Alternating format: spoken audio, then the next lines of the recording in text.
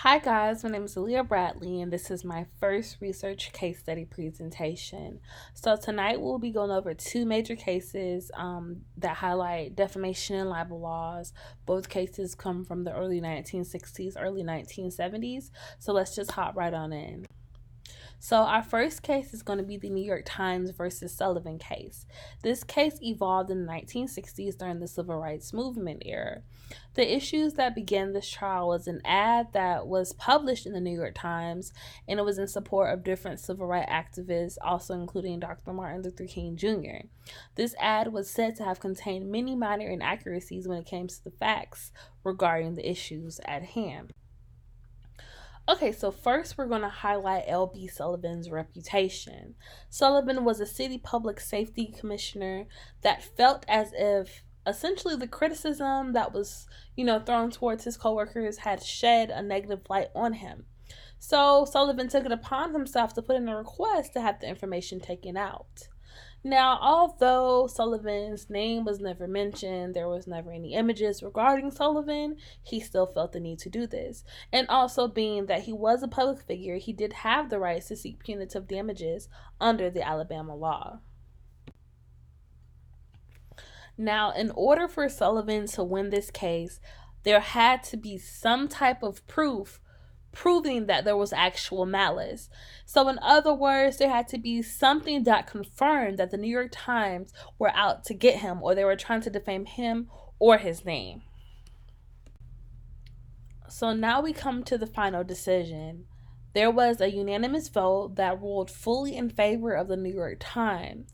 So, unfortunately, in Sullivan's case, he was not able to prove libel, which means that there was no actual malice. The New York Times was not trying to defame him or his character or who he was as a person.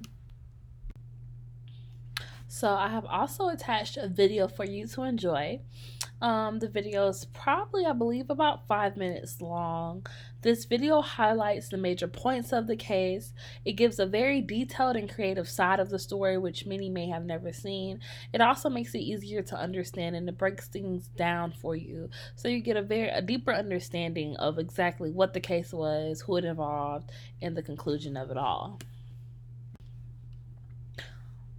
Okay, so we have our next case, which is probably one of my most favorite cases ever, Gertz versus Welch.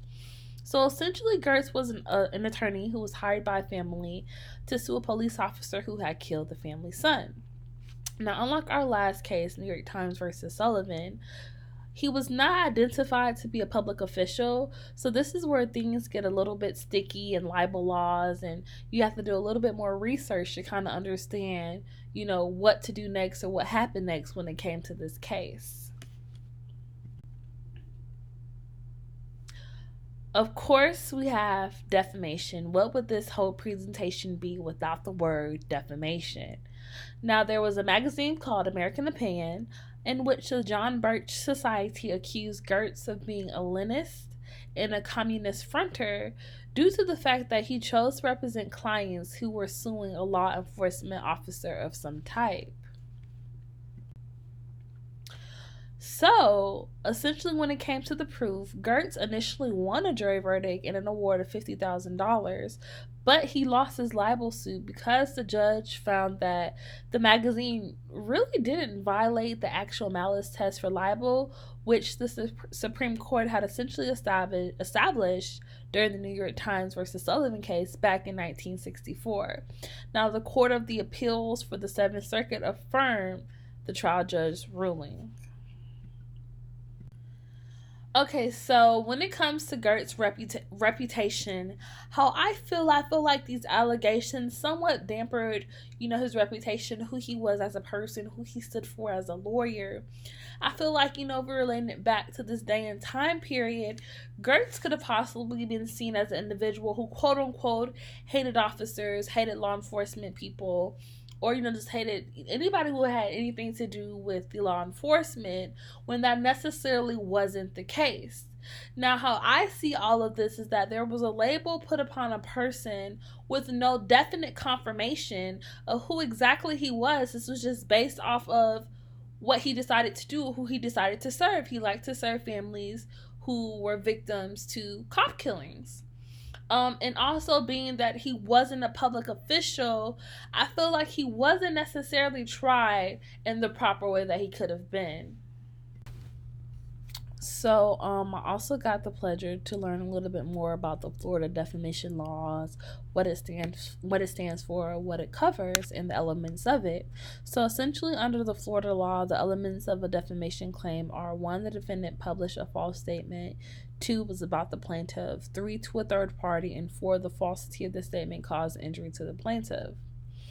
Now, within this entire, defamation law, they highlight defamation per se. They highlight how to handle different situations when it comes to public and private figures. They highlight criminal libel, which I found very unique. And they also highlighted actual malice and negligence when it comes to different cases. They also go over the different privileges and defenses that come with the defamation laws within the state of Florida. Now, the number one question out of the end of all of this is, what would you do as an emerging journalist in this time period? Now, I definitely will find myself being more aware of the things that I post when it comes to other individuals about the things that I write, doing my fact checking, ensuring that I'm telling the truth, that there's no inaccuracies when it comes to my writing. And also, with being a journalist, I'm in a constant battle with trying to protect myself and my rights, for who I am as a person, because I could be, put into the situation where, hey, somebody could write some false information regarding me, and I would have to remind myself of what I know and what to do to follow the correct steps to make sure that, everything goes smoothly. So I think it's all about being careful, being cautious, and just, taking those precautionary steps to ensure that everything is protected, no matter if you're what side you're on, just making sure that you're protecting not only yourself but other people around you.